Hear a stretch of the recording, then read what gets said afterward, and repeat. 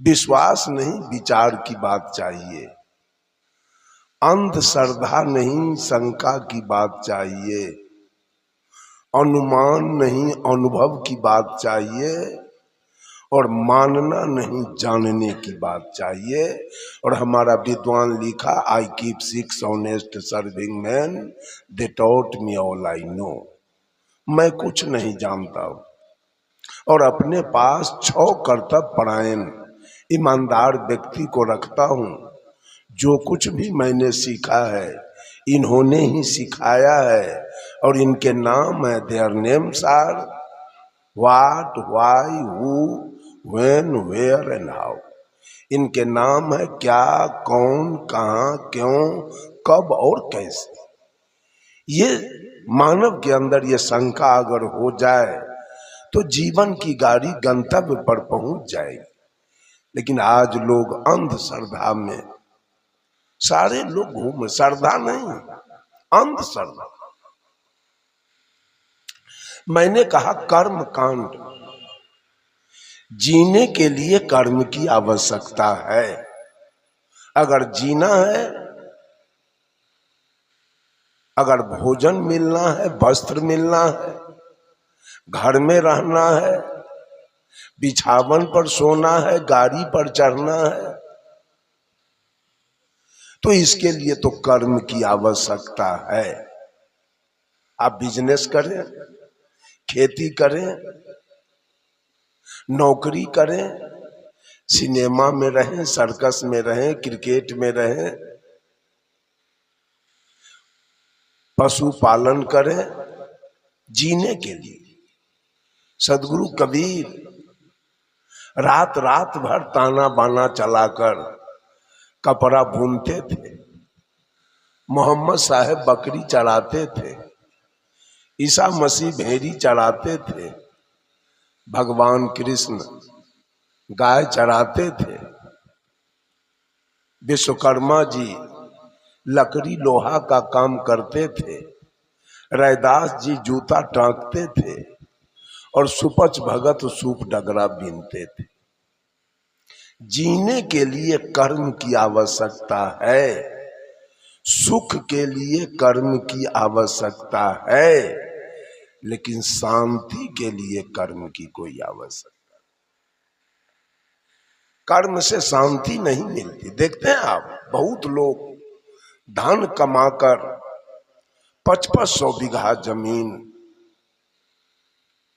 बहुत बड़ा 5 महल, 10 महल, 20 महल का मकान बनाते हैं, बेटा सबको नौकरी, दरवाजे पर स्कॉर्पियो, बोलेरो, फॉर्च्यूनर, सफारी गाड़ी लगी है, लेकिन जब उसे आत्मा में शांति नहीं मिलती है तो सारे धन के रहने के बाद भी वो व्यक्ति पॉइजन खा के, रेल में कट के, आग लगा के, फांसी लगा के मर जाता है। क्यों? सुख तो है, लेकिन शांति के अभाव में वो व्यक्ति अपना प्राण गंवा देता है। सबसे बड़ी महत्ता हमारे जीवन में शांति की है।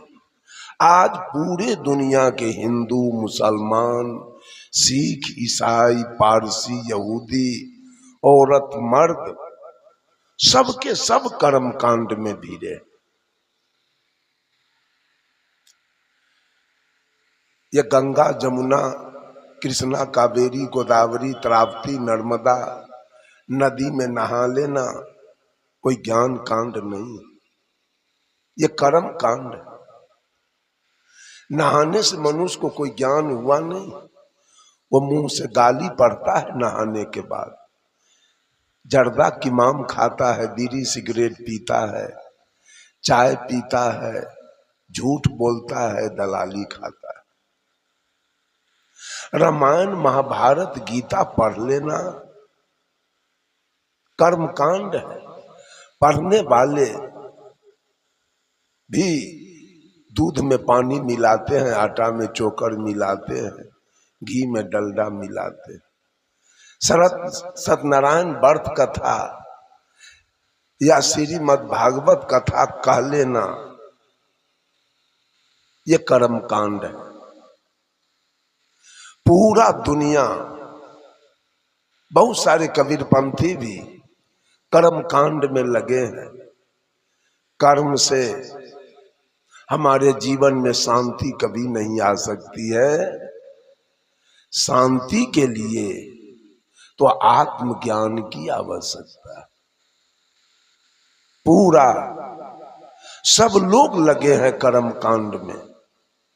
कर्म के 7 शाखा होते हैं, यजन, याजन, अध्ययन, अध्यापन, दान, पतिग्रह, मैथुन। यज्ञ करना, यज्ञ कराना, दक्षिणा लेना, दक्षिणा देना, विद्या पढ़ना, विद्या पढ़ाना और बच्चा पैदा करना, ये 7 कर्म कांड।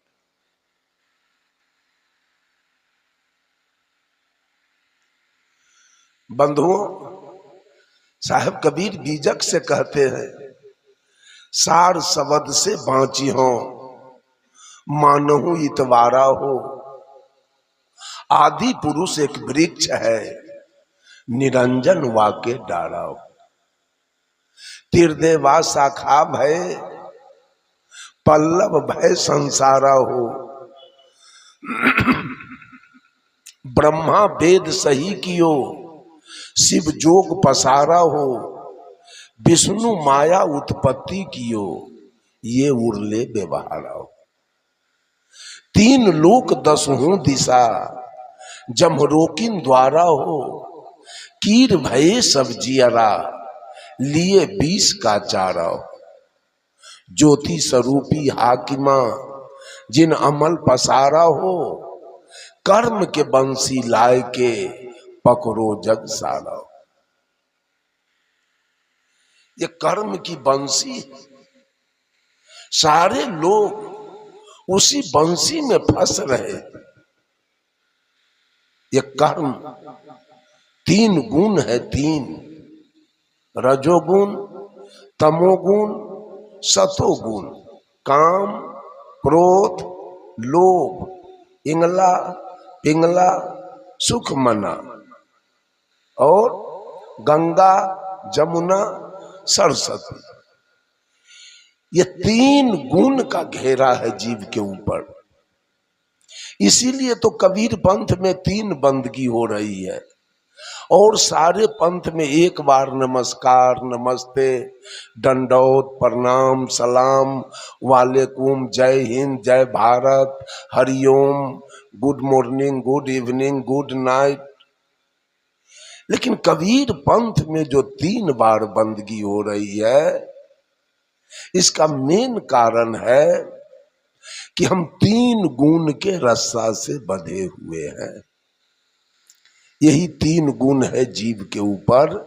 काम का गुण, जो काम ब्रह्मा का दिया हुआ है, लोभ विष्णु का है और क्रोध शंकर का है। यही 3 है।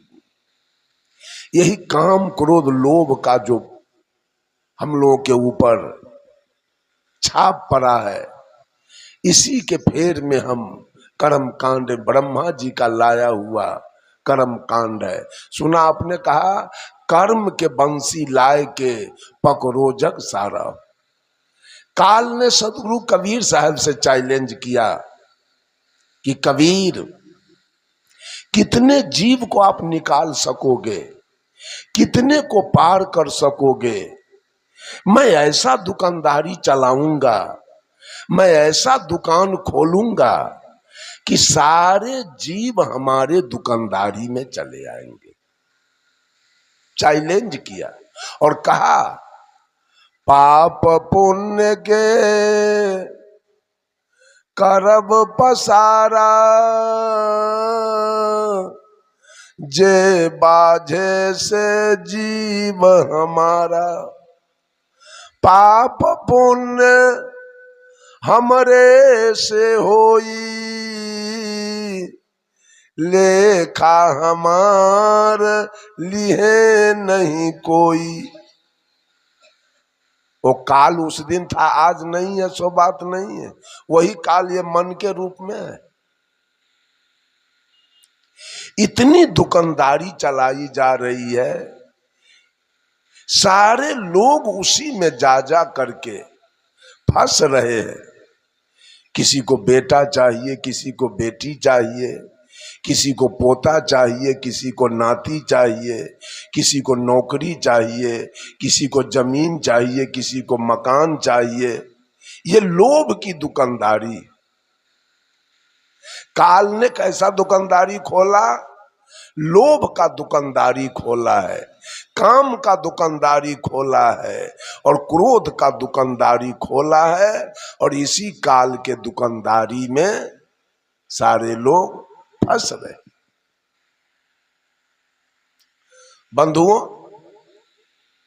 कैसे बचना है? कैसे बचेंगे हम? जब मल्लाह, मछली मारने वाला, जब बंसी गिराता है पानी में, उस बंसी में चाली गांठ के गिराता है। लोभ के लंपट मछली, जिभ्या के लंपट मछली, स्वाद के लंपट मछली जाके उस बंसी को पकड़ती है चाली के लोभ में।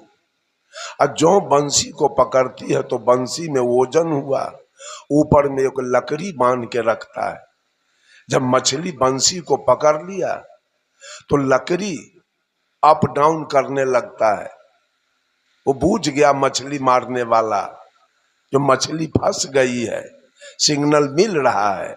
ऐसा झटका मारा मछली के गलफारा में, वो फंस गया बंसी। अब बेचारी मछली मारी गई, लोभ में मछली मारी गई। यही लोभ में हम लोग फंस रहे हैं।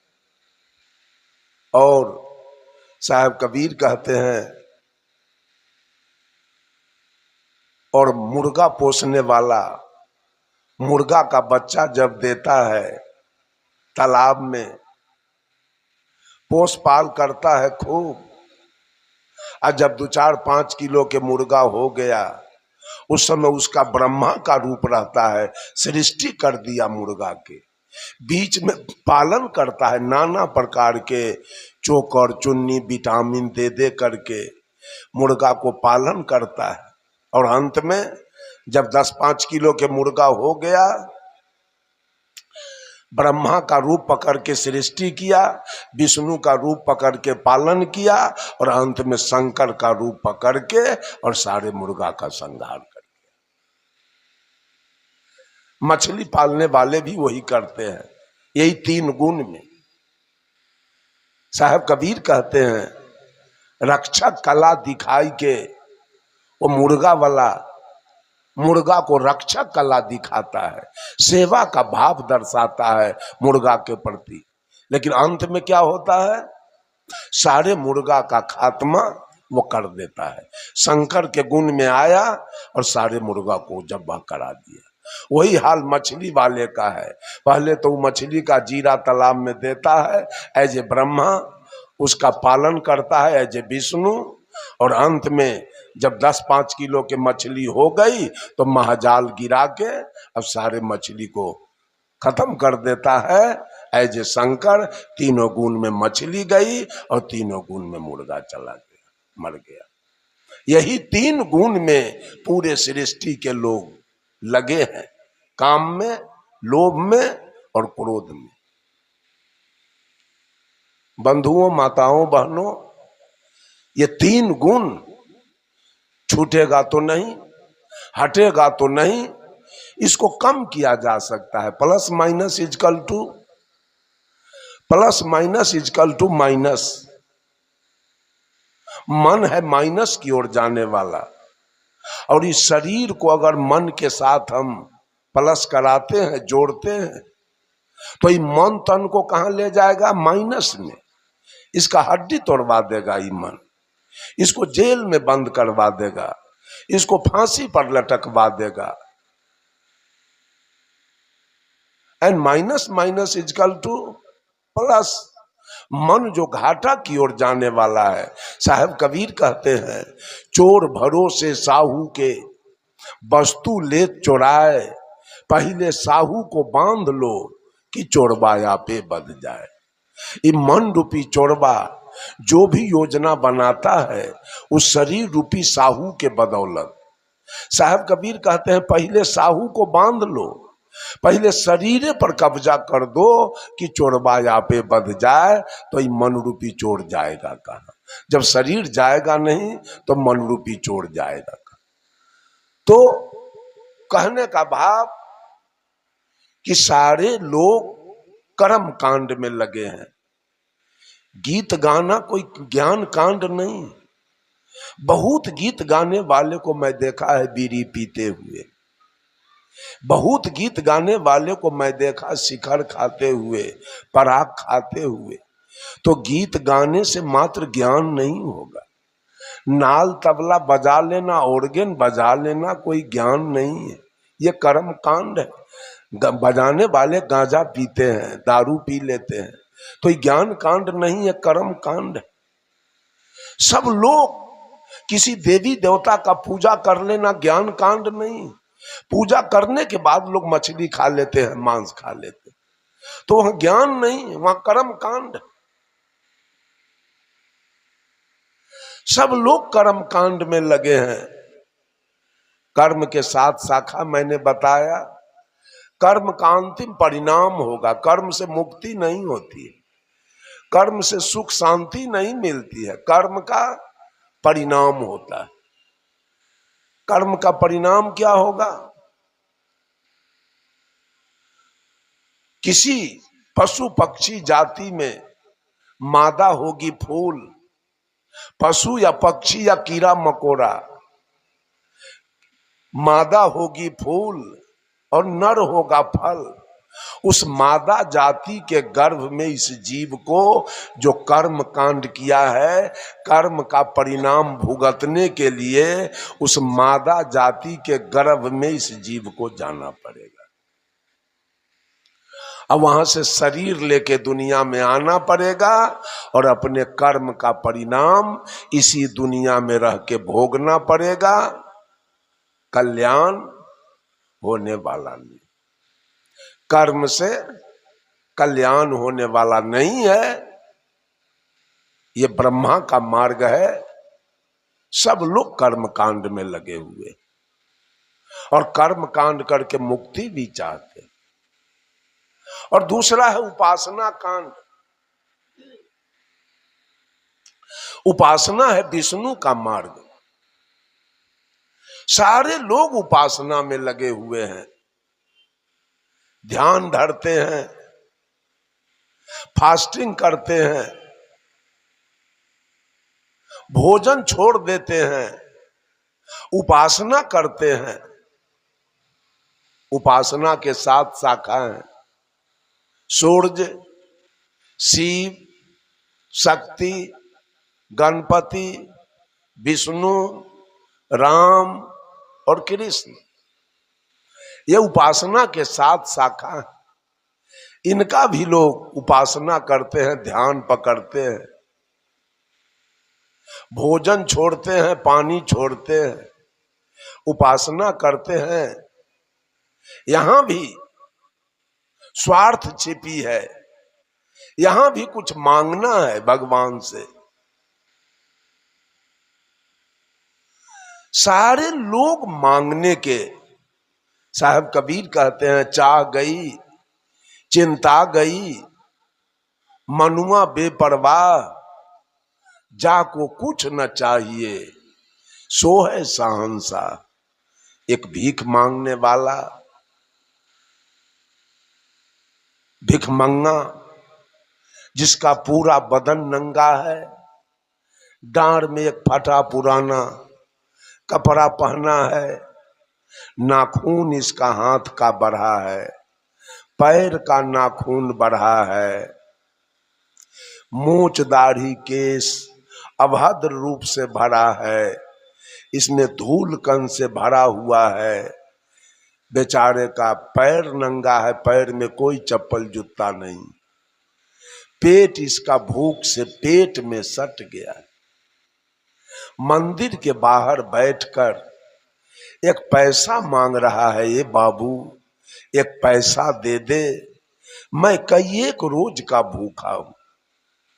और दूसरा भिखमंगा मंदिर के अंदर में जाके बैठा है।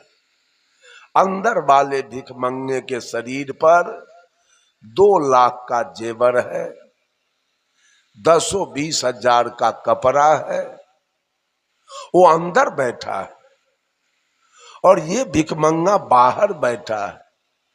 बाहर के भिखमंगे का पेट खाली है, ये पेट भरने के लिए मांग रहा है। अंदर के भिखमंगे का पेट तो भर चुका है, अब ये पेटी भरने के लिए मांग रहा है। साहब कबीर कहते हैं, कबीर सब जग निर्धना, धन बनता नहीं कोई, धन बनता है सोई जना, जो राम नाम धन होए। साहब कबीर ने पूरे जगत को निर्धन साबित कर दिया। पूरा दुनिया निर्धन है, केवल मांगने के चक्कर में ही सब लगा हुआ है। जहां जहां जा रहा है वहां केवल मांगने की बात। एक व्यक्ति था, एक आदमी, उसके पास 2 स्त्री थी, 2 पत्नी थी। अब दोनों पत्नी में बराबर झगड़ा लड़ाई चलता था। बेचारा तंग आ गया, दोनों पत्नी के चाल से वो तंग आ गया। सोचा अब मैं घर पर नहीं रहूंगा। एक मित्र से जाके उसने कहा, मित्र कुछ रुपया मुझको दो किराया के लिए कि मैं कलकत्ता पंजाब चला जाऊं, अब मैं नहीं रहूंगा। कहा क्यों? कहा दिन रात कलह होता है, दोनों पत्नी लड़ रही है दिन रात। कहा तो ये तो कोई अस्थायी समाधान हुआ नहीं। ऐसा करो, गांव के बगल में कुछ जमीन खरीद के और एक मकान बना दो, एक पत्नी को यहां रख दो और दूसरे पत्नी को गांव में रहने दो, जहां पुराना घर है वहां। और नया घर बनाओ, वहां एक पत्नी को रख दो, दोनों में दूरी बन जाएगा, मुलाकात होगी नहीं, झगड़ा लड़ाई बंद हो जाएगा। ऐसा ही किया बेचारा। गांव के बगल में थोड़ा सा जमीन खरीद कर घर बना दिया और उसमें छोटकी पत्नी को रख दिया और बड़ी पत्नी पुराने घर में रहने लगी। गांव की औरत सब अपने चाल से बाज नहीं आई, कुछ जाके छोटकी को भी पढ़ाती थी और कुछ महिला जाके बड़की को भी पढ़ाती थी। पढ़ने के क्रम में या तो बड़की जाती थी छोटकी के यहाँ और नहीं तो छोटकी चली आती थी बड़की के यहाँ। घर तो अलग हुआ लेकिन लड़ाई बंद नहीं हुआ।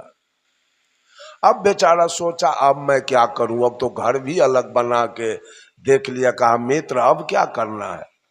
तो मित्र ने कुछ पैसा दिया, बेचारा टिकट कटाया और पंजाब चला गया।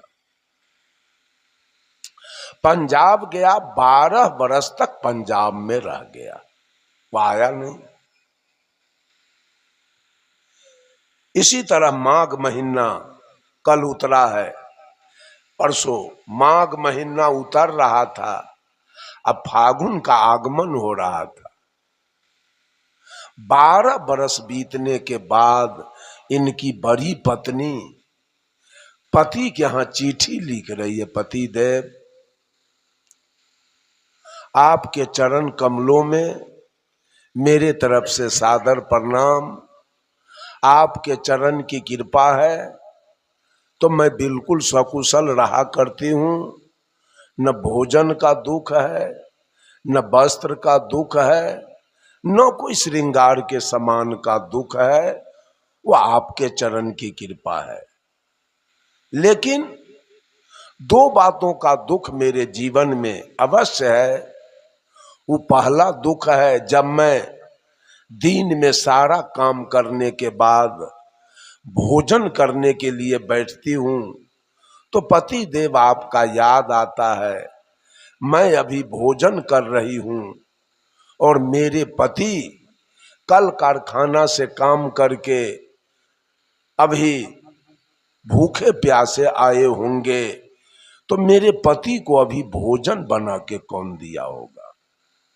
और दूसरा दुख, रात्रि में सब काम करने के बाद भोजन के पश्चात जब मैं बिछावन पर सोने के लिए जाती हूँ तो आपका याद आता है। मैं अभी सो रही हूँ, मेरे पति कल कारखाना से काम करके थके मादे आए होंगे, अभी मेरे पति का सेवा कौन किया होगा। ये दो दुख बड़ा सता रहा है पति देव। मेरे बातों से अगर दुख न हो तो होली का समय आ रहा है, 2-4 दिन के लिए आओ, दर्शन दे दो और पुनः पंजाब वापस हो जाना।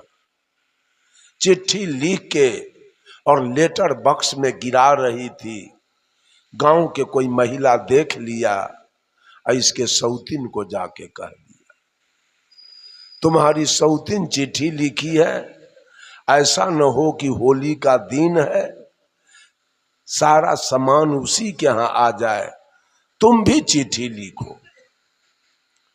कल हो के छोटकी चिट्ठी लिख रही है। छोटकी कैसे लिख रहे, क्या जी 12 बरस से पंजाब में घूम रहे हो, होटल में मुर्गा भात खाते हो, सिनेमा हॉल में जाते हो, मुंह में पान चबाते हो, रोड पर गुलछर्रा खूब उड़ाते हो। कुछ याद है 12 बरस से हमारी जिंदगी कैसे कट रही है।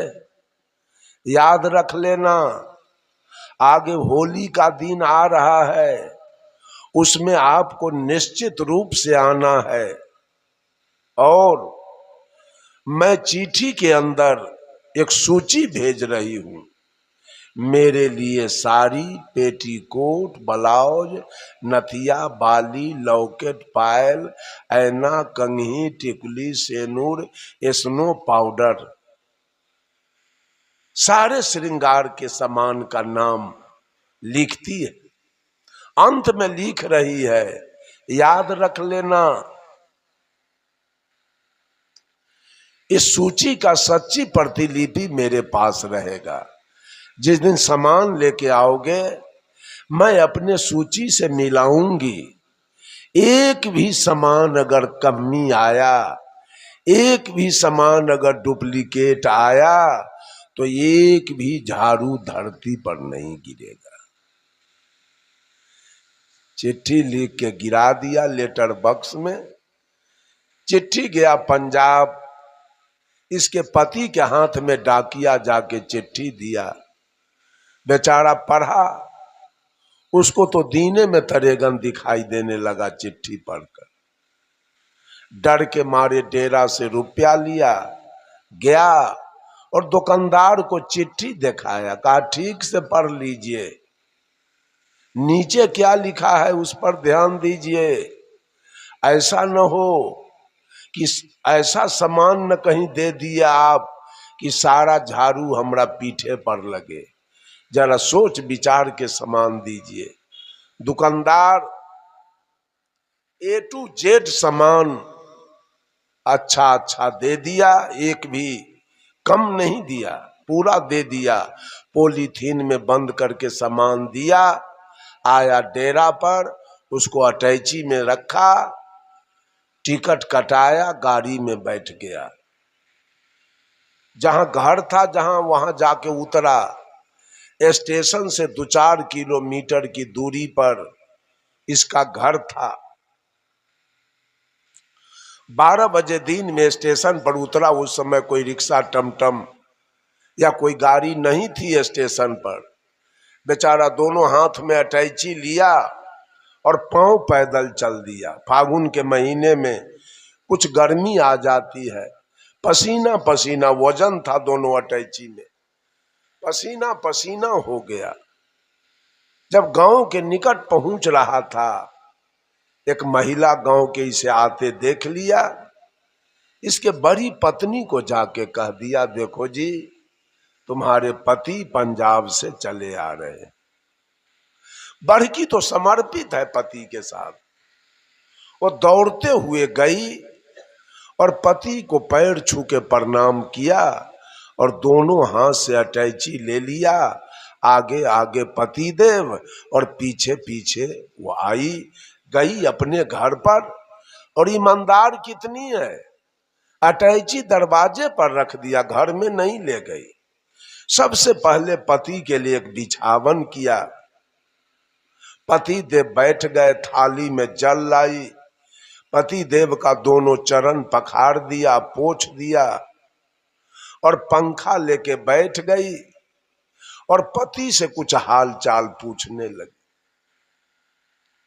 इतना ही में गांव के कोई महिला इसो को देख लिया, इसके छोटकी पत्नी को जाके कह दिया, देखो जी दोनों अटैची है तुम्हारे सौतीन के दरवाजे पर, ऐसा न हो कि दोनों अटैची पार हो जाए, जल्दी जाओ। छोटकी आ गई और दूर से कहती है, क्या जी आ गए? तो ही कहा कि हाँ आ गए, जरा सूची निकालो, मैं भी सूची लेके आ रही हूं। सूची निकाला, वो भी सूची लेके आई, सामान को मिलाया, A to Z सामान मिल गया। दोनों अटैची में फिर से सामान को सजा लिया और दोनों अटैची उठा के चल दिया।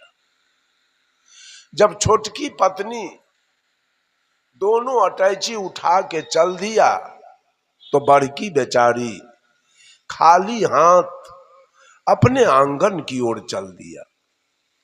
जब बड़की अपने आंगन की ओर चली तो पति देव उसके पीछे पीछे चल दिया। गांव की महिला सब उस जगह खड़ी थी, कहती है, क्या जी 12 बरस पर पंजाब से आए हो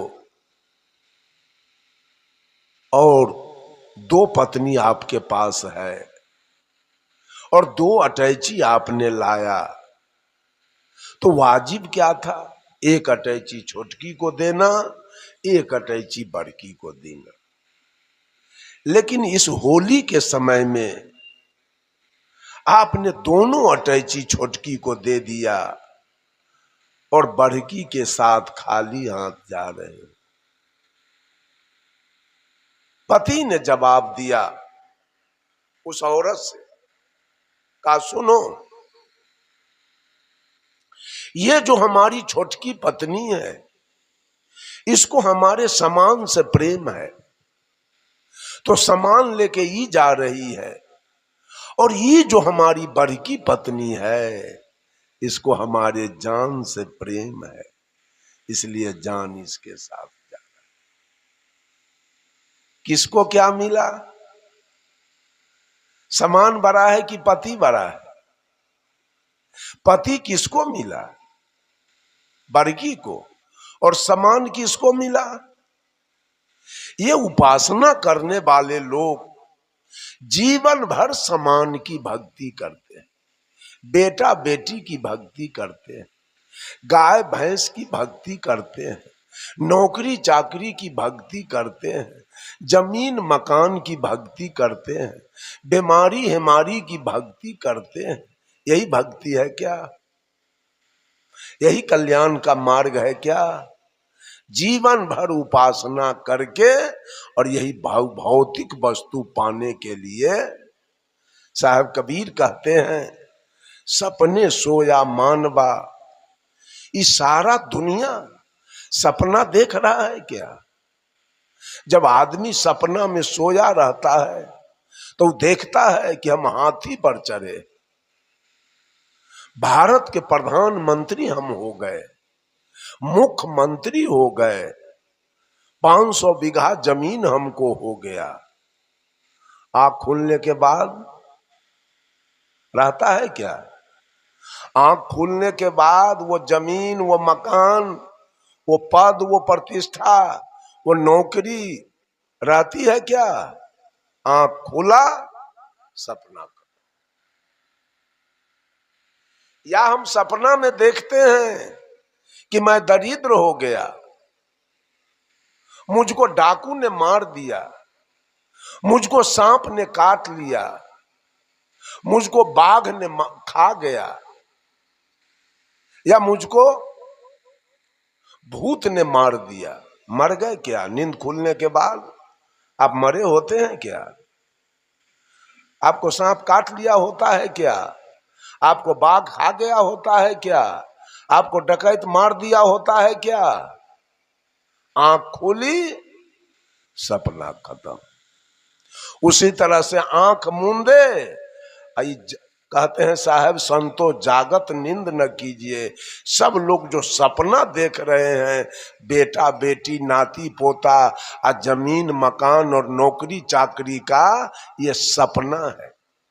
आंख मूंदेंगे और सारा सपना आपका खत्म। वहां आंख खोलेंगे तो सपना खत्म, और यहां आंख मूंदे तो सारा सपना आपका खत्म। बेटी छूट जाएगी, दामाद छूट जाएगा, नाती पोता छूट जाएंगे, जमीन मकान छूट जाएंगे, नौकरी चाकरी छूट जाएंगे, और जितना भी बल वैभव है शरीर तक आपका छूट जाएगा। तो क्या देख रहे हैं? क्या भक्ति चल रही है? क्या पूजा आपका चल रहा है? किस लिए आपका पूजा हो रहा है? किसके लिए आपका पूजा चल रहा है? किस देवी देवता का पूजा में आप लगे हैं? कौन देने वाला है? यही उपासना में सारे लोग लगे हुए हैं, कुछ पाने के चक्कर में। उपासना के भी 7 शाखा हैं। अंतिम परिणाम उपासना से मुक्ति होने वाली नहीं है, शांति मिलने वाली नहीं है। उपासना का अंतिम परिणाम होगा कि आपके दिल में इच्छा है कि एक पोता चाहिए, आपके दिल में इच्छा है कि मेरे बेटा को नौकरी चाहिए, आपके दिल में इच्छा है कि मेरा बेटा बहुत बड़ा सेठ बन जाना चाहिए। इच्छा होगा फूल और समाधान होगा फल। हो सकता है कि आपको पोता की प्राप्ति हो जाए, हो सकता है कि आपके बेटा को नौकरी मिल जाए, हो सकता है आपका बेटा बीए फर्स्ट डिवीजन से पास कर जाए, लेकिन कल्याण और मुक्ति और सुख शांति होने वाली नहीं है। उपासना का यही अंतिम परिणाम होगा। इच्छा होगी फूल और समाधान होगा फल। ये विष्णु का मार्ग है, इसी मार्ग में सारे लोग लगे। गोस्वामी तुलसीदास जी रामचरित्र मानस में लिखते हैं, इंद्रिय द्वार झरोखा नाना, तह तह सुर बैठे करी थाना, आवत देखी विषय ब्यारी, हठ बस देहि कपाट उघारी, इंद्रि सुरहनन ज्ञान सोहाई, विषय भोग पर प्रीति सदाई, तब सुप्रभंजन उर गृह जाई, तब ही दीप विज्ञान बुझाई, ग्रंथि न छूटी मिटा सो प्रकाशा, बुद्धि विकल भई विषय बतासा। कि शरीर में जितना इंद्रियानी है उस पर देवता लोग थाना बना के बैठे हैं, इनकी पहरा चल रही है, इनका शासन चल रहा है। आंख पर महादेव का वास है, कान पर निरंजन का वास है, नाक पर अद्या का वास है, जिह्वा पर विष्णु का वास है और त्वचा पर ब्रह्मा का वास है। आंख साधु संतों के स्वरूप को, साध्वी के स्वरूप को देखना नहीं चाहती। आंख सिनेमा, सर्कस, थिएटर, नौटंकी, विदेशिया, सुंदर सुंदर स्त्री का रूप निहारना चाहती। कान पर निरंजन का वास है, कान संतों के शब्द को सुनना नहीं चाहता। कान ज्ञान की बात को, भक्ति की बात को, मुक्ति की बात को, सुख शांति की बात को कान सुनना नहीं चाहता। कान को चाहिए गजल, फिल्मी, कव्वाली, भोजपुरी सुनना चाहता। नाक संतों के चरण रज को सूंघना नहीं चाहता है। नाक को चाहिए इत्र, फुलेल, चमेली, बेली, जूही, गुलाब। जिह्वा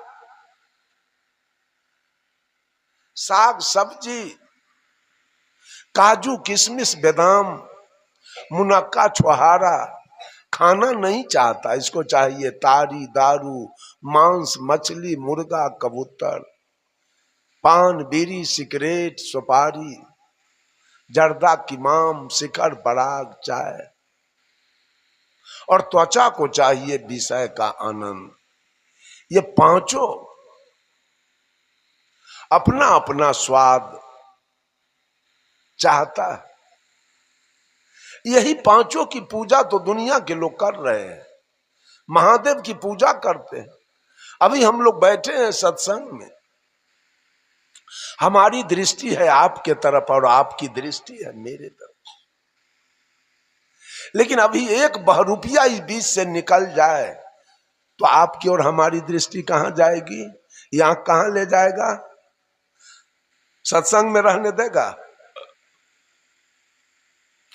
अभी हम और आप बैठे हैं सत्संग में, अब कोई ऐसा आवाज अगल बगल में हो जाए तो कान कहां ले जाएगा? अभी हम और आप बैठे हैं सत्संग में, अब कोई सुंदर सुगंध आ जाए बीच में, लोग कहेंगे कहां से ही सुगंध आया? सबकी दृष्टि जाएगी उधर। और हम और आप बैठे हैं सत्संग में, कहीं बढ़िया भोजन का स्वाद आ गया तो जिह्वा भागेगी उधर। और हम और आप सत्संग में बैठे हैं, अब कोई सुंदर महिला बीच से निकल जाए तो दृष्टि कहां जाएगी? वहां।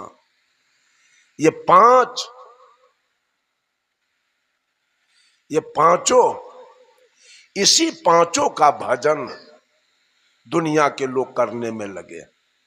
और साहब कबीर कहते हैं, संतो घर में झगड़ा भारी, रात दिवस मिली उठी उठी लागे, 5 ढोटा एक नारी, न्यारो न्यारो भोजन चाहे, 5 अधिक सवादी, कोई काहू के हटा न माने, आप हूं आप मुरादी, दुर्मति केर दुहागिन मेटे, ढोढई चांप चपेरे, कहे कबीर सोई जन मेरा, जो घर की रारी निवेरे।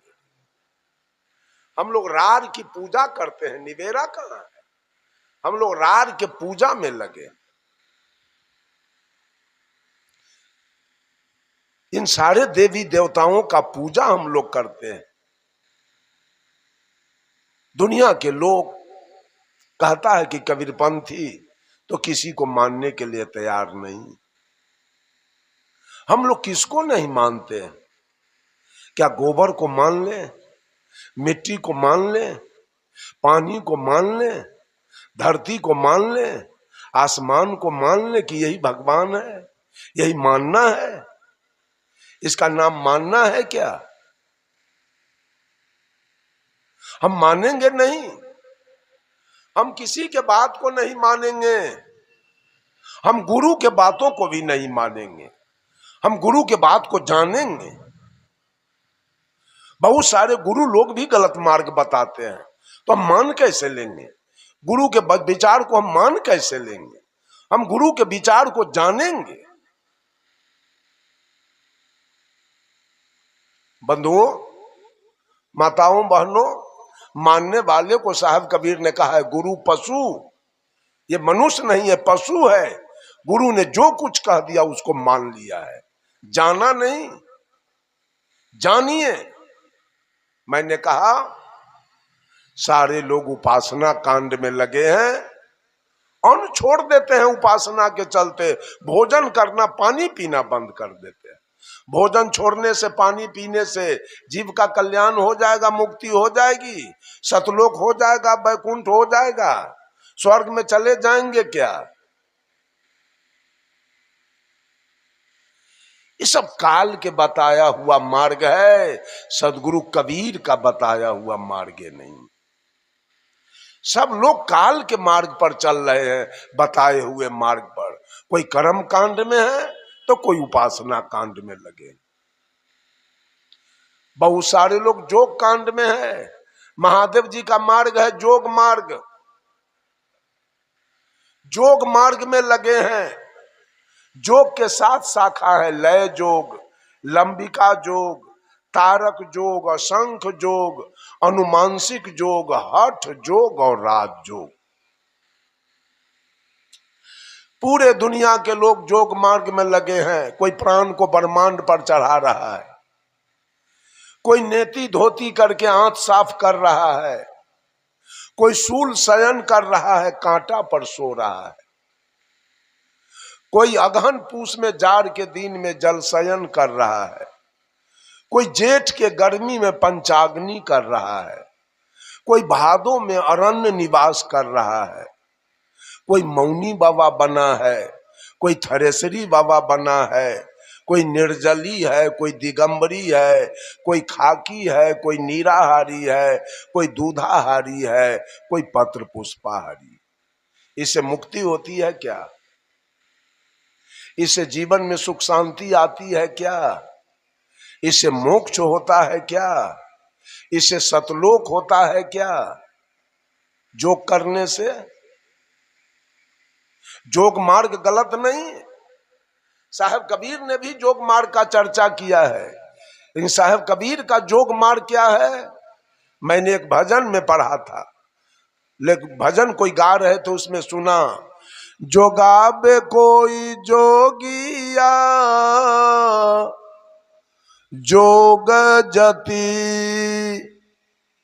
जोगाबे कोई जोगिया जोग जति, जैसे सोनरा सोना के जोगावे, जैसे सोनरा सोना के जोगावे, हटाए न बढ़ाए ये को रति, जोगावे कोई जोगिया जोग जति, जैसे बरई पान जोगावे, सरय न गलए ये को पति, जोगावे कोई जोगिया जोग जति। जोग का मार्ग है बुरे कर्मों से, बुरे आदतों से, गलत कर्मों से, पाप कर्मों से अपने को बचा लेना, ये जोग है। अपने को जोगा लेना, ये जोग है। खैनी खाते हैं, सुरती खाते हैं और प्राणायाम करते हैं, बीड़ी पीते हैं और कीर्तन गाते हैं, मौनी बाबा बने हैं, शिखर पराग खाते हैं। कहां अपने को जोगा रहे हैं आप?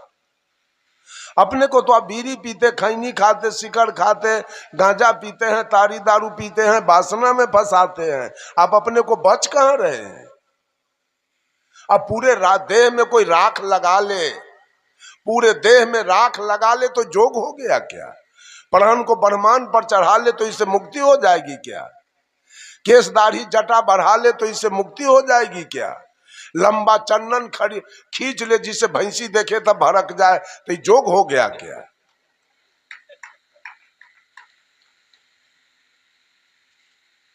ये सब बाहरी बात है। अपने को जोगाने का मतलब है सारे बुरे कर्मों से अपने को जोगाइए, ये जोग मार्ग है। लेकिन महादेव जी ने जोग मार्ग कैसा बताया? आज सारे लोग जोग क्रिया में लगे हैं, प्राण को ब्रह्मांड पर चढ़ा देते हैं, आंत को निकाल कर साफ कर लेते हैं, कोई कहते हैं खराम पहन के गंगा पार कर जाते हैं। एक आदमी का बेटा घर से निकला और वो 12 बरस पर वापस आया, तो पिताजी ने पूछा, बेटा 12 बरस में क्या कमाया? कहा, पिताजी मैंने जो कमाया सो कोई नहीं कमाया। कहा, क्या कमाया? मैं खराम पहन के भरी हुई गंगा पार कर जाऊंगा। कहा, तो ठीक है, और हमको नौका पर पार करने में 5 गो रुपया लगेगा, यही तक कमा के आए हो 5 गो रुपया, तू ऐसे गंगा पार कर जाओगे, हमको 5 गो रुपया लगेगा नौका पर, क्या कमा के चले आए बाहर से? इस सारा लोग जो क्रिया में लगा है।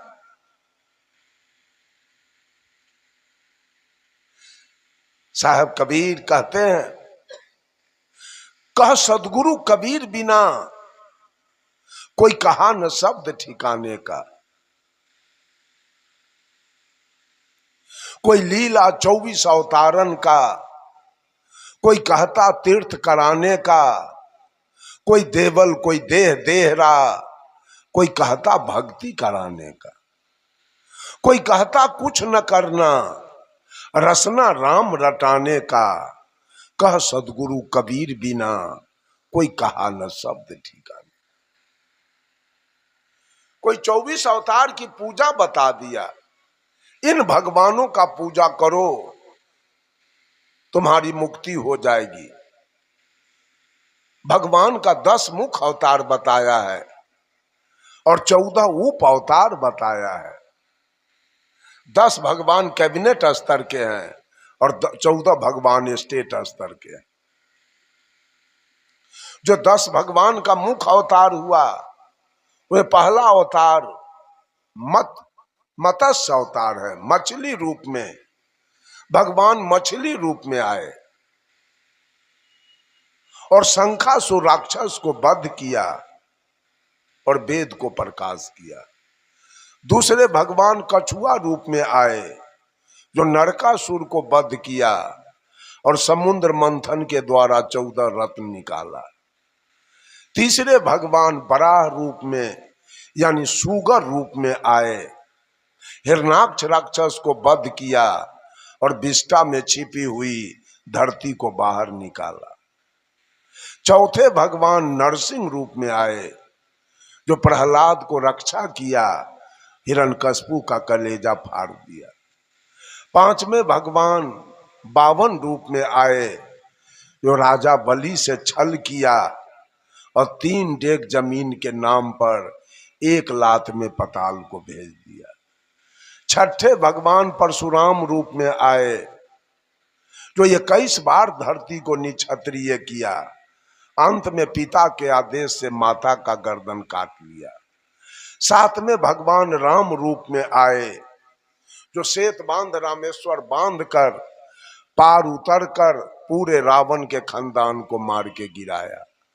8वें भगवान कृष्ण रूप में आए जो 16 सहस्त्र गोपी और 8 पटरानी के साथ भोग विलास करते हुए आप ब्रह्मचारी माना गया। 9वें भगवान बौद्ध रूप में आए जो रक्तबीज दैत्य को मार के गिराया और जाति पाति का भेदभाव दूर किया। और 10वें भगवान आए नहीं, आने वाले हैं। लिखा है उत्तर प्रदेश में मुरादाबाद एक टाउन है, उसके बगल में संभल एक गांव है, वहां कुमारी ब्राह्मणी के कोख से कलंकी अवतार लेगा जो कलयुग में कालिंजर राक्षस को मार के गिराए। इन अवतार बाद की पूजा ये भोली भाली जनता से करवाया गया। साहब कबीर कहते हैं 10 अवतार ईश्वरी माया, करता कह जिन पूजा, कहे कबीर सुनो हो संतो उपजय खपै सो दूजा। माया की पूजा, माया ने जो खेल किया, माया ने जो तांडव किया, उसकी पूजा आज ये मानव कर रहा है मुक्ति पाने के लिए, सुख शांति पाने के लिए। और 14 उप अवतार है। उसमें पहला अवतार मनु जी का है जो जगत की व्यवस्था करने के लिए हुआ। दूसरा अवतार नारद जी का है जो भक्ति मार्ग दिखलाने के लिए हुआ।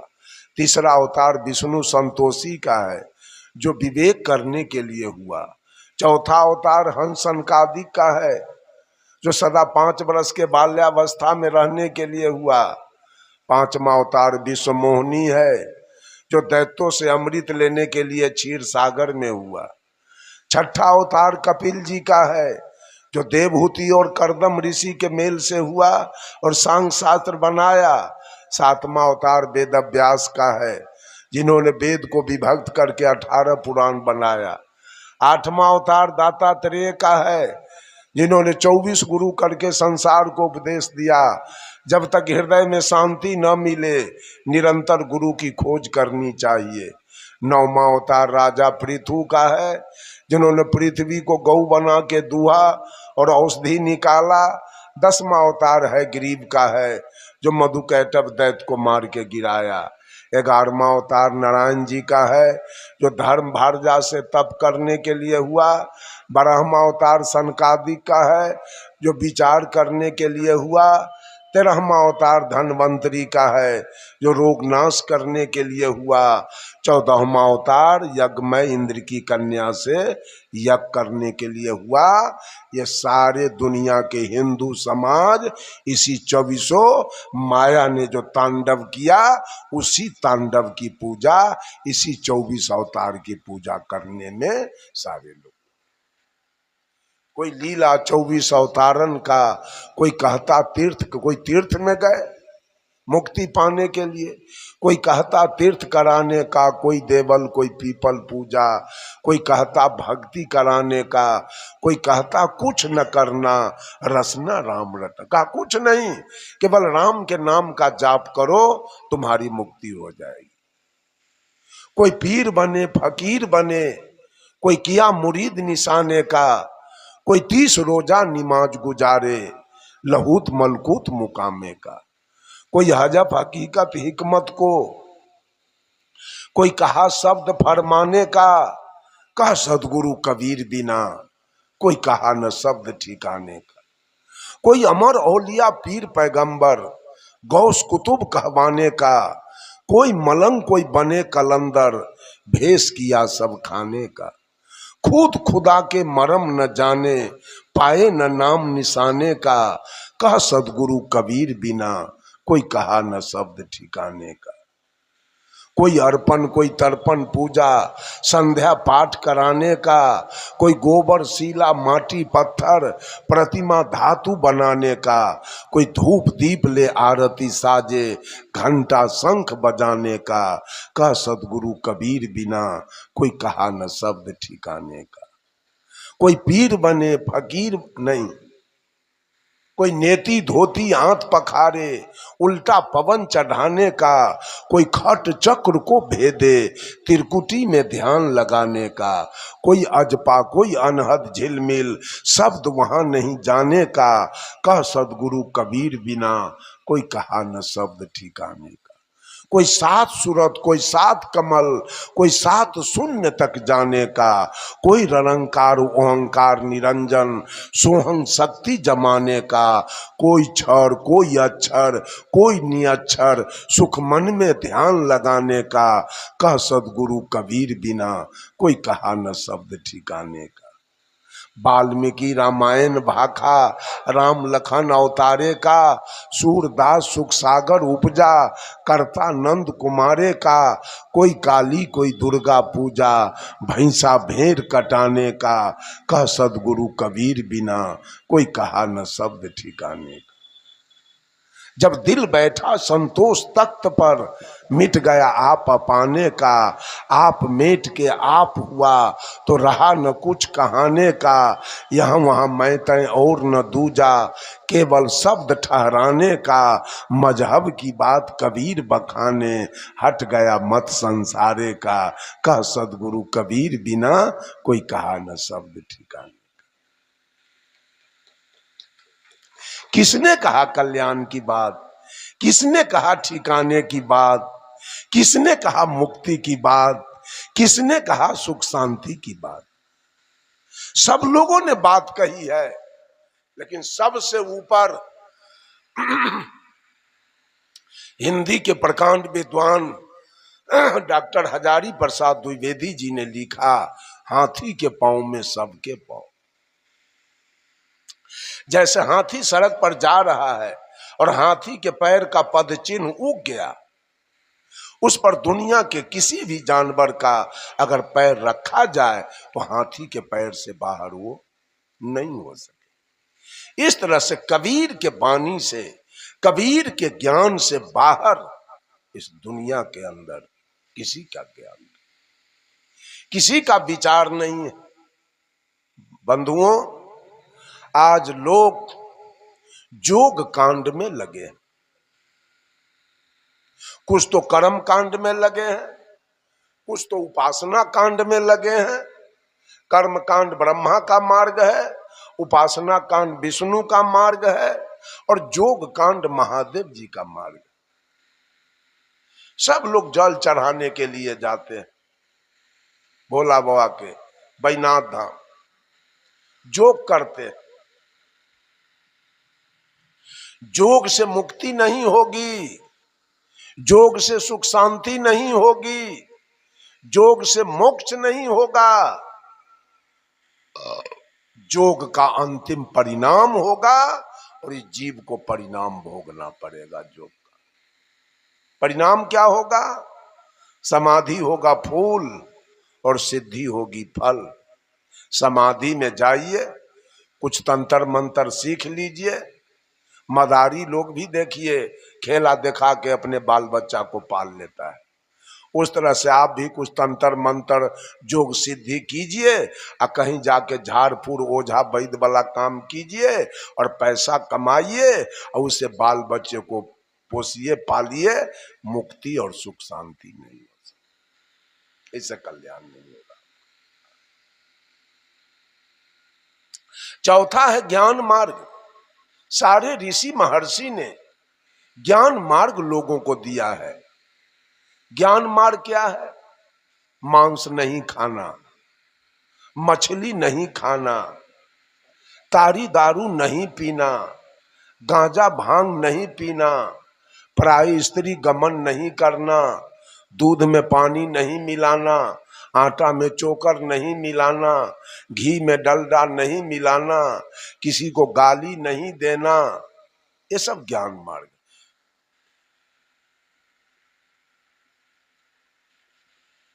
ज्ञान मार्ग से आपने चला है तो ज्ञान मार्ग से मुक्ति होगी। सारे ऋषि का मार्ग है ज्ञान मार्ग। तुलसीदास जी ने भी कोई मांस मछली खाने के लिए नहीं कहा, सूरदास जी भी नहीं कहा, नानक जी ने भी नहीं कहा, रविदास जी ने नहीं कहा, सुपच भगत जी ने नहीं कहा। सबका है ज्ञान मार्ग। लेकिन ज्ञान मार्ग से तो चलते हैं, लेकिन एक ईश्वर की कल्पना तो करते हैं। कहीं न कहीं मेरा मालिक बैठा है, कहीं न कहीं मेरा परवरदिगार बैठा है, उसके फेर में तो आप पड़े हैं। ज्ञान से चलते जरूर हैं, लेकिन कहीं न कहीं आप फेर में पड़े हैं। उससे भी हमारी मुक्ति होने वाली नहीं है। ज्ञान मार्ग से भी हमारी मुक्ति नहीं होगी, मेरा कल्याण नहीं होगा। ये गर्भ और श्मशान आने और जाने की जो व्यवस्था है वो हमको नहीं छोड़े। साहब कबीर का एक भजन है, डगरिया भूल गई कहीं विधि घर को जाओ, डगरिया भूल गई। कैसे जाओगे अपने घर? डगर तो भुला गया, डगर तो छूट गया। पंथ चलत के ते दिन बीते ढूंढने कन भाव, पंथ चलत केते दिन बीते ढूंढने कन भाव,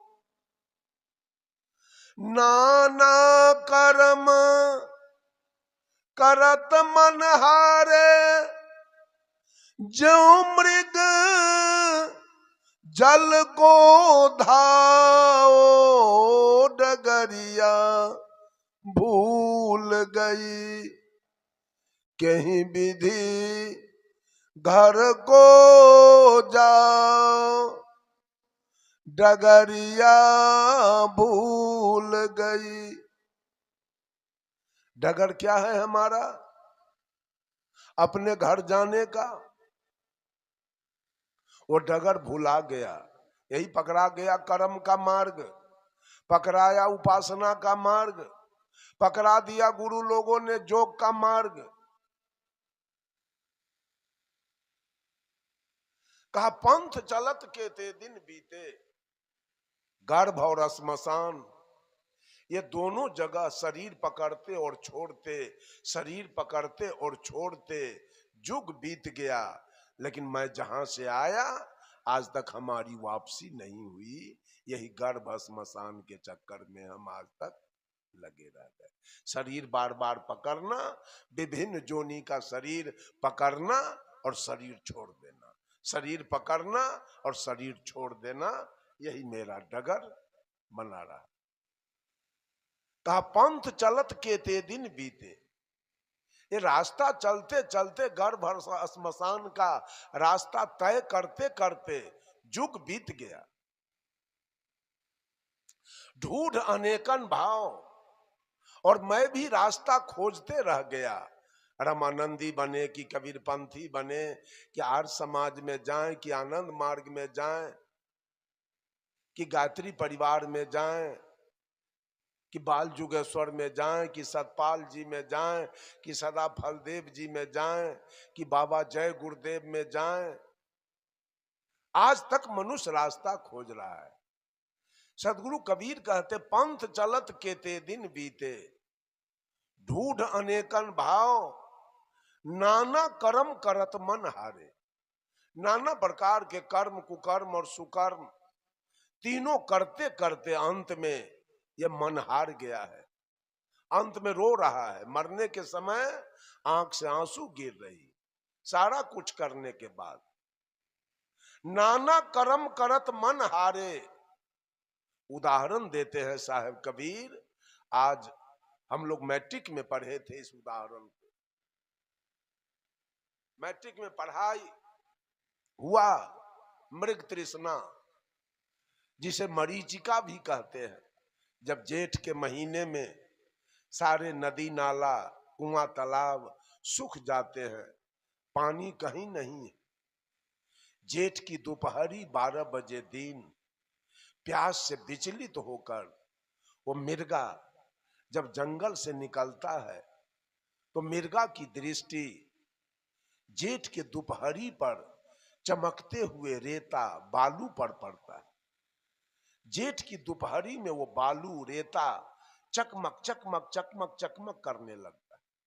उस चमकते हुए बालू पर जब मिर्गा की दृष्टि पड़ती है तो मिर्गा सोचता है शायद वहां पानी है, जाऊं अपने प्राण को बचाऊं।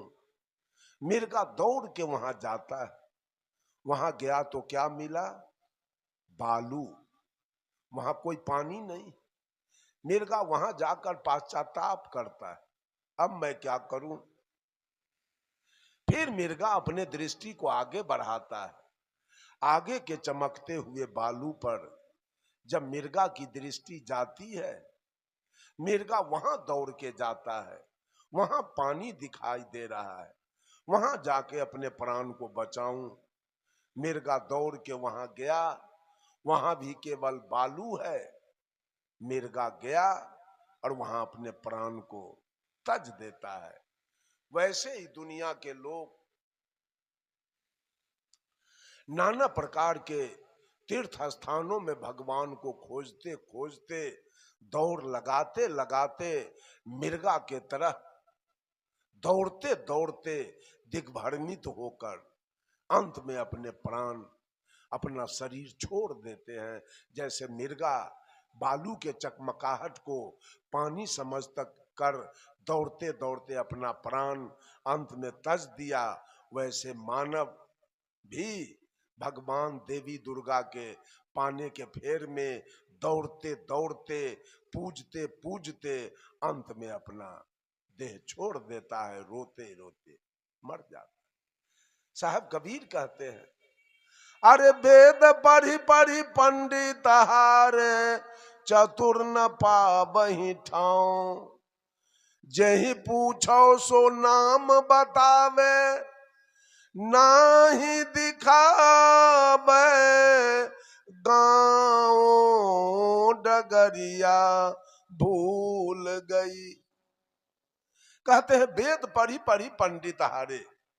वेद पुराण पढ़ते पढ़ते पंडित लोग हार गए, पढ़ाते पढ़ाते हार गए।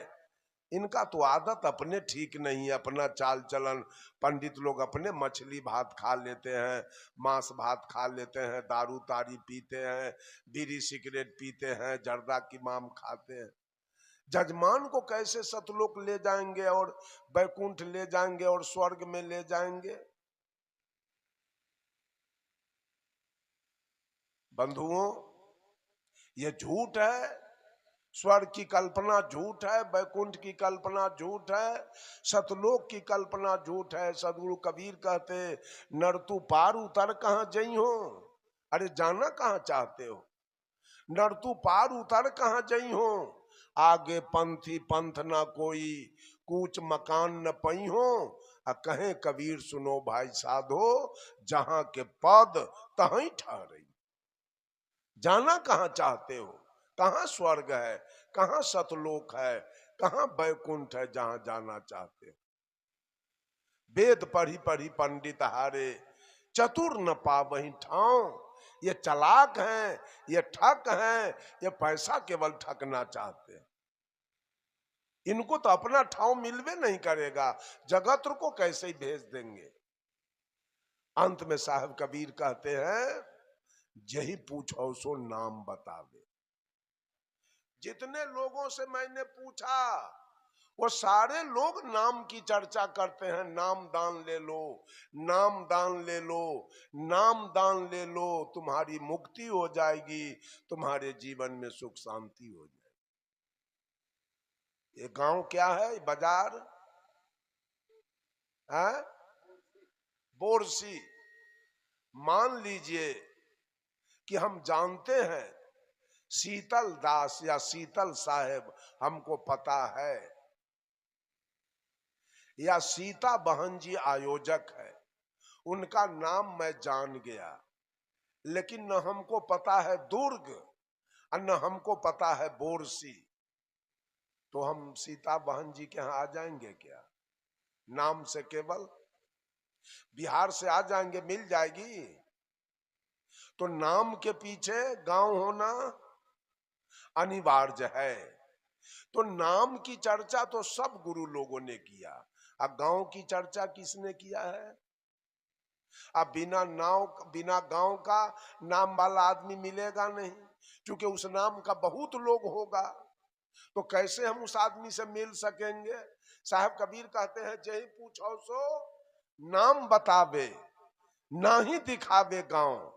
नाम की चर्चा सब लोग करते हैं, हर पंथ में नाम दान दिया जा रहा है। यही है मुक्ति का मंत्र। बहुत जगहों में कबीर पंथ में भी नाम दान दिया जा रहा है। यही है मुक्ति का मंत्र। नाम है क्या? साहब कबीर कहते हैं, पांच तत्व का पूतरा युक्ति रचा मैं कीव। अब मैं तो ही पूछो पंडिता, शब्द बड़ा की जीव। कौन बड़ा होगा? शब्द बड़ा है कि जीव बड़ा है? हैं?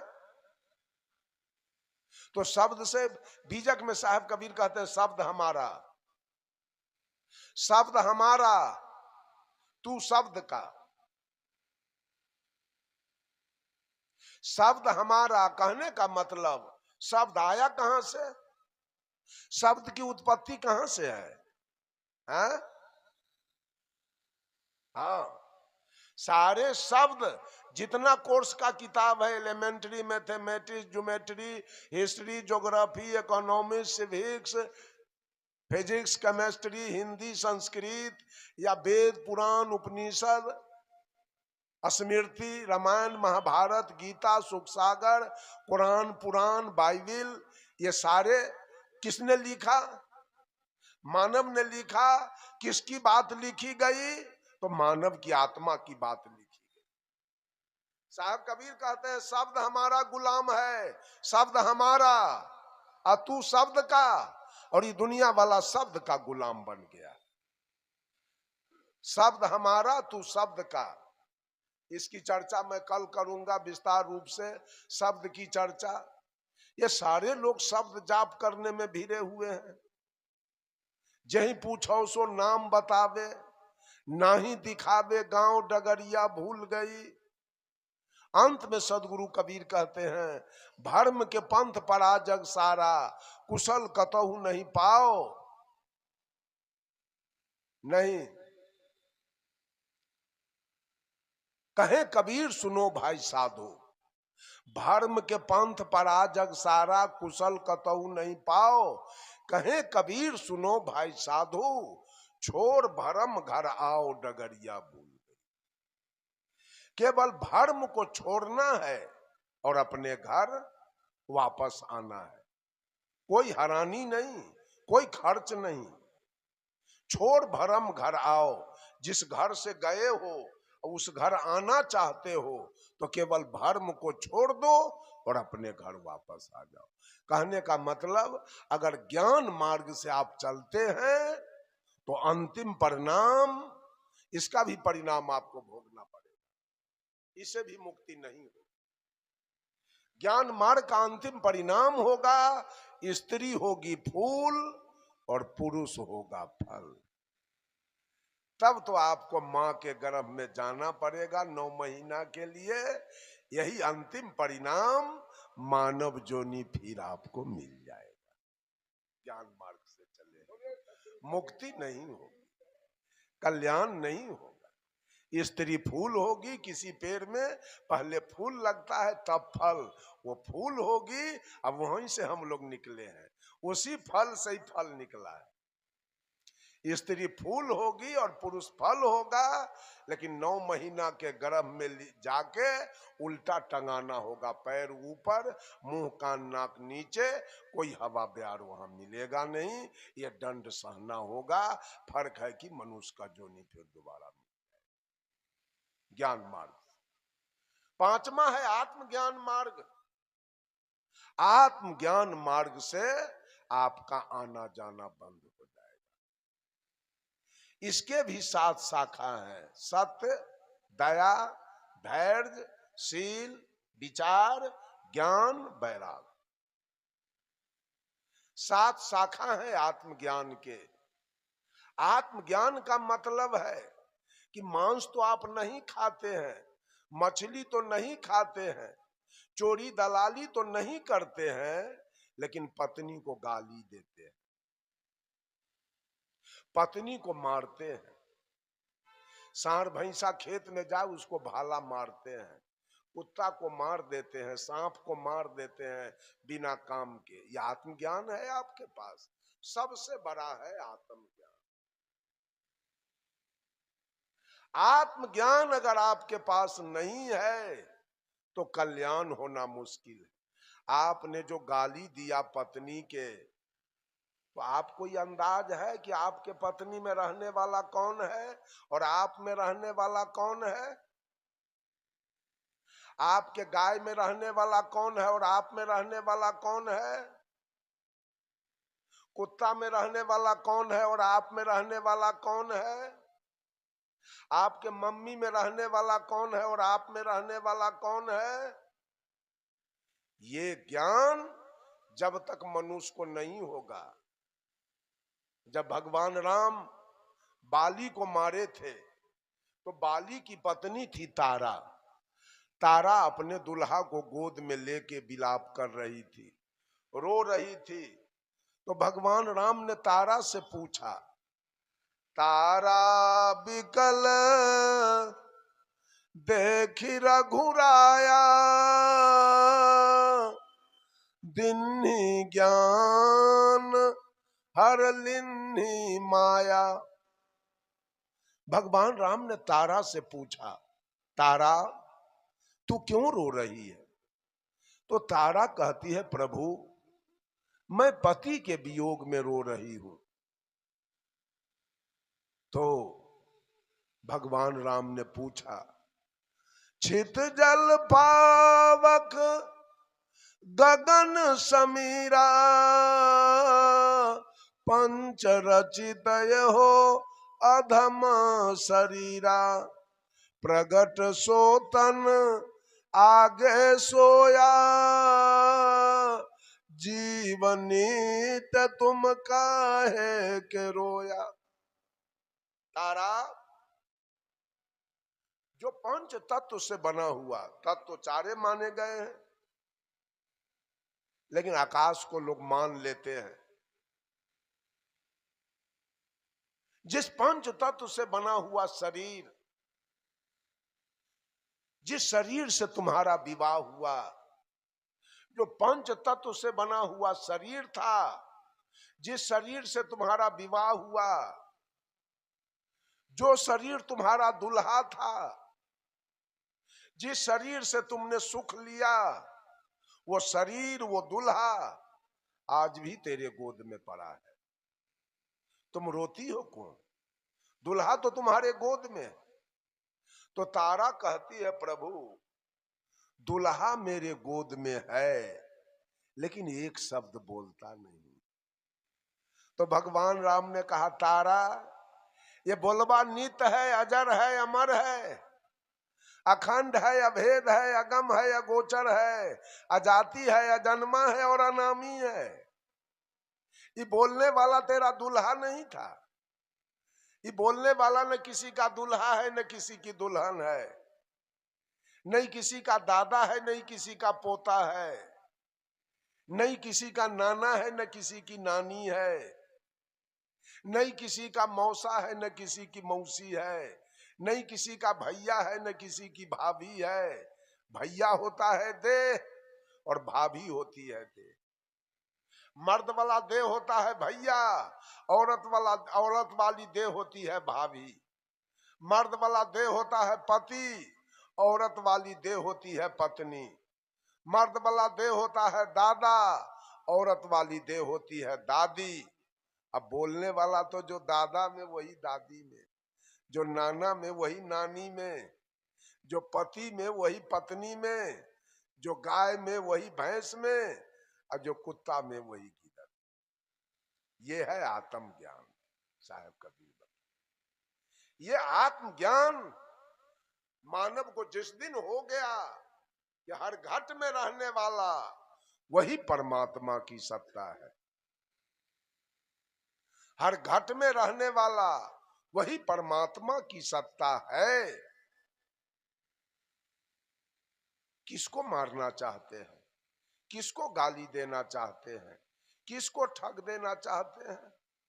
किससे दलाली खाना चाहते हैं? किससे घूस लेना चाहते हैं? सब घट में तो आप ही रह गए। ये ज्ञान जिस दिन मनुष्य को हो गया, ये धरती स्वर्ग बनेगी। स्वर्ग जाने की जरूरी नहीं पड़ेगी। स्वर्ग है कहां? ये धरती स्वर्ग हो जाएगा उस दिन जिस दिन मनुष्य को, साहब कबीर ने कहा, अरे आत्म ज्ञान बिना सब सूना। सारा ज्ञान विवेक सुना है, सारा पूजा त्योहार सुना है, सारा तीर्थ व्रत सुना है, आत्मज्ञान के बिना। आत्मज्ञान बिना सब सुना, क्या मथुरा क्या काशी रे, जैसे मृगाना भी कस्तूरी, बन बन फिरत उदासी रे मोहे, सुनी सुनिया बतहासी, पानी में मीन पियासी रे मोहे, सुनी सुनिया बतहासी। एक आत्मज्ञान के बिना ये धरती जल रही है, धरती की दुर्गति हो रही है। कहीं अनाचार, कदाचार, बेविचार, बलात्कार, भ्रष्टाचार, नरसंहार, एक आत्मज्ञान के बिना। जहां आत्मज्ञान नहीं है, सारे पत्थल पानी का पूजा करते करते उस व्यक्ति को अंत में नरकगामी बन जाना पड़े। एक आत्मज्ञान के अभाव में।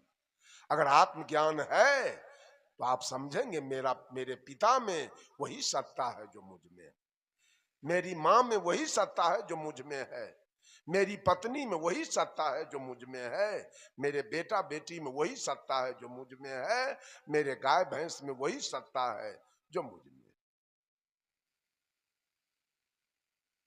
आचार्य श्री धर्म स्वरूप साहब कहा करते थे, सब घट प्राण हमारो चोट काई पर डारो। किस पर चोट पहुंचाना चाहते हो, किसको दुख देना चाहते हो, किसको ठग लेना चाहते हो, किसका बेईमानी कर लेना चाहते हो, किसको गाली देना चाहते हो, हर घट में तो वही बैठा। ये है आत्मज्ञान। जब तक आत्मज्ञान नहीं होगा तब तक मनुष्य का कल्याण होना असंभव है। एक दृष्टांत देके अपने वाणी को विराम लूंगा। बंधुओं, एक पादरी जी थे। पादरी जी नित्य प्रतिदिन गिरजा घर पर जाकर प्रवचन दिया करते थे, ऐ दुनिया के लोग, भगवान पर विश्वास करो, भगवान पर विश्वास करो और पुण्य कर्म करो, तुम्हारी मुक्ति हो जाएगी, तुम्हारे जीवन में सुख शांति आ जाएगी। प्रवचन चलता रहा। 2-4-6 महीना के बाद एक पारखी संत पहुंच गए पादरी जी के निकट। कहा, पादरी जी, 6 महीना से आपका मैं प्रवचन सुन रहा हूं, आप नित्य प्रतिदिन इस बात को दोहराते हैं कि भगवान पर विश्वास करो और पुण्य कर्म करो, तुम्हारी मुक्ति हो जाएगी। आज मैं यही दोनों बात का जवाब आपसे लेने आया हूं। कहा, बोलो। तो जो भगवान पर विश्वास करे, रात दिन भगवान का पूजा करे, अर्चना करे, ध्यान करे, कथा कीर्तन करे और वो कर्म बढ़िया न करे, उसकी क्या गति होगी? और जो कुछ न करे, जो कुछ न करे भगवान के लिए, कोई पूजा अर्चना न करे, कोई ध्यान भगवान का न करे, कोई कथा कीर्तन न करे, कोई नाम का जाप न करे, और केवल कर्म बढ़िया करे, उसकी क्या गति होगी? पादरी का ही तो मैं नहीं जानता हूं। कहा रे तो तू ही रोज प्रवचन करते हो, आपने बोले हुए बात का जवाब नहीं जानते हो, तो कल से तुम्हारा प्रवचन क्यों होगा? खबरदार प्रवचन बंद रखो। पादरी जी को तो बड़ा कष्ट हो गया, दुख हुआ।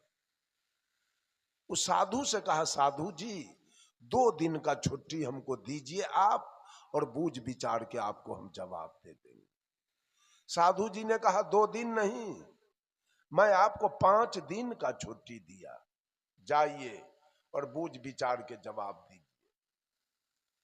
पादरी जी अपने घर गए और नित्य प्रतिदिन शाम में भोजन करके बिछावन पर जाते थे और वो चिंतन करते थे जवाब के लिए। जवाब आया नहीं, 11-12 बज गया रात, निद्रा आई और पादरी जी सो गए। 4 रात ऐसे सोने में बीत गया, कोई जवाब नहीं आया। आज अंतिम 5वां रात है, आज पादरी जी गहरी चिंतन में पड़े हैं। कल वो कबीरपंथी साधु हमसे जवाब मांगेगा, जवाब कुछ आया नहीं। आज बिल्कुल गहरी चिंतन में, चिंतन करते करते 2:30-3 बज गया, भोर, कोई जवाब नहीं आया। निद्रा आई और पादरी जी सो गए। सपना देखने लगे, अर्ध निद्रा में गए और सपना देखने लगे। मैंने पहले कह दिया, सपना की बात सच नहीं होती, यह दृष्टांत है, इसको आप लोग सिद्धांत नहीं समझेंगे। हमारा सिद्धांत झूठ बोलना नहीं है, हमारा सिद्धांत किसी को बलगलाना, हमारा सिद्धांत चमत्कारी बात बोलना, हमारा सिद्धांत किसी को श्राप देना, हमारा सिद्धांत किसी को वरदान देना, यह हमारा कबीर का सिद्धांत नहीं। यह दृष्टांत है, दृष्टांत कुछ गड़बड़ भी हो सकता है, लेकिन सिद्धांत कभी गड़बड़ नहीं होगा।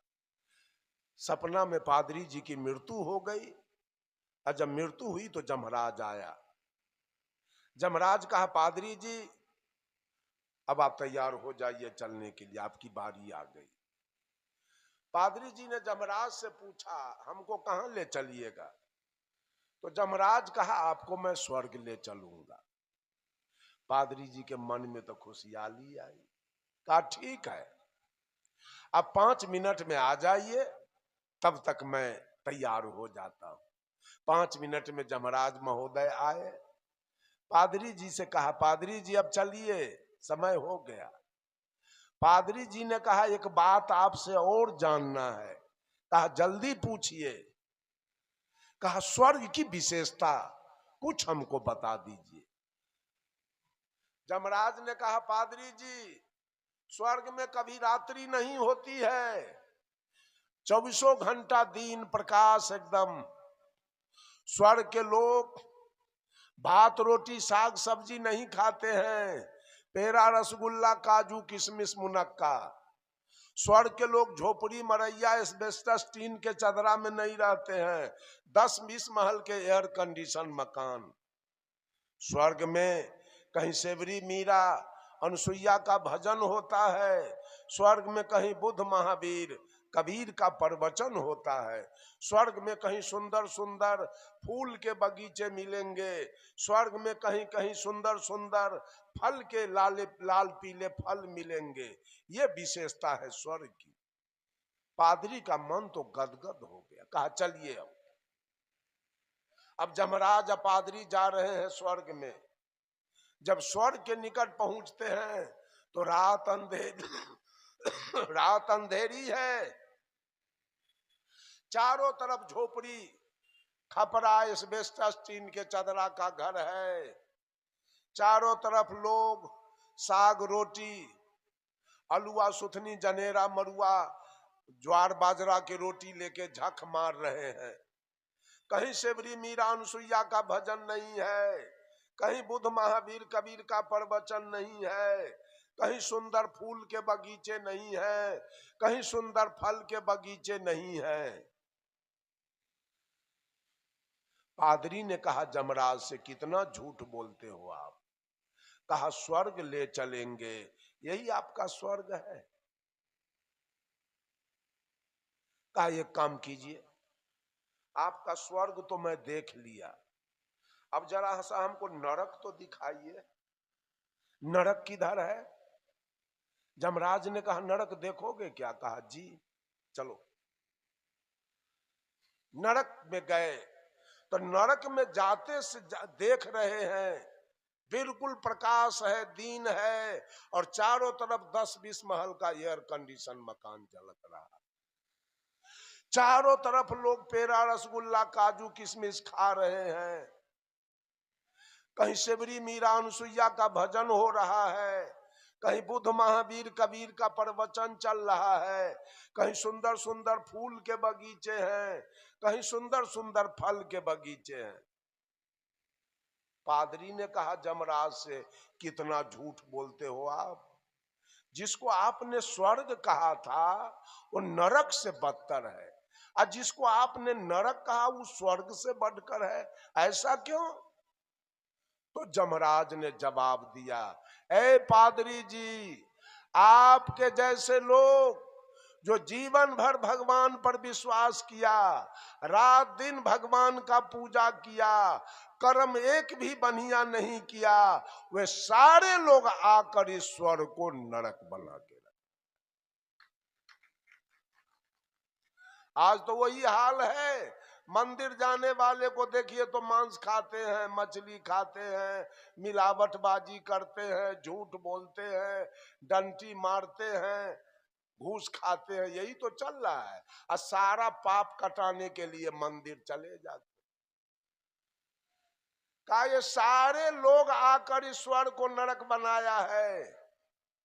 और बुद्ध के जैसे लोग, कबीर के जैसे लोग, लाओत्जे के जैसे लोग, प्लेटो के जैसे लोग, सुकरात के जैसे लोग, रजनीश के जैसे लोग, जो अपने कर्म का भरोसा किया, भगवान का भरोसा छोड़ के केवल अपना कर्म बढ़िया किया, वे सारे लोग आकर इस नरक को स्वर्ग बना के रखा है। राम बोलाबा भेजिया, दिया कबीरा रोए, और जो सुख साधु संग में सो बैकुंठ न होए। जिस दिन कर्म आदमी का ठीक हो जाए, स्वर्ग जाने की जरूरी नहीं पड़ेगी, स्वर्ग उतर के आपके निकट आएगा।